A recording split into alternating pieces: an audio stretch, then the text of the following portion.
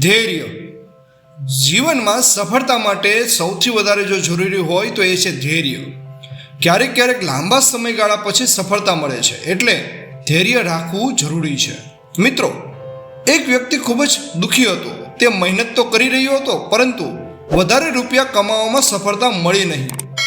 જીવનમાં પણ પરેશાનીઓ વધી રહી હતી.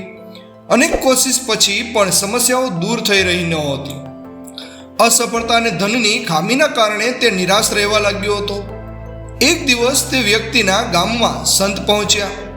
તે દુઃખી વ્યક્તિ સંત પાસે પહોંચ્યો અને સંતને પોતાની પરેશાનીઓ જણાવી.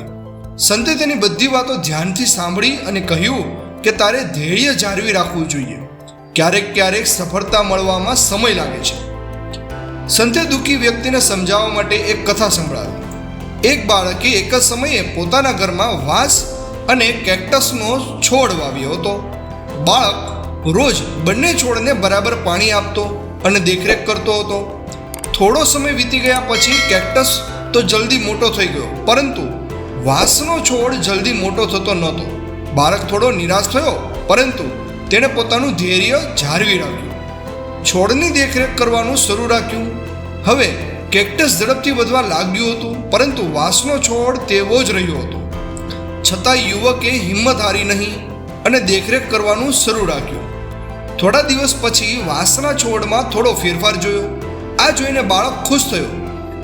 થોડા અન્ય દિવસ પસાર થયા ત્યારે વાંસનો છોડ ઝડપથી વધી રહ્યો હતો. હવે કેક્ટસનો છોડ નાનો રહી ગયો.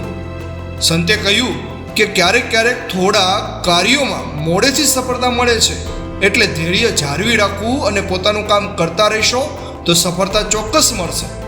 મિત્રો, તમને અમારી આ નાનકડી વાર્તા ગમી હોય તો લાઈક કરો, શેર કરો અને અમારી ચેનલ કર્તવ્ય મોટિવેશનને સબસ્ક્રાઈબ કરો અને ફેસબુક પર ફોલો કરો. અને તમને અમારી આ વાર્તા કેવી લાગી છે કોમેન્ટ કરી જરૂરથી જણાવજો.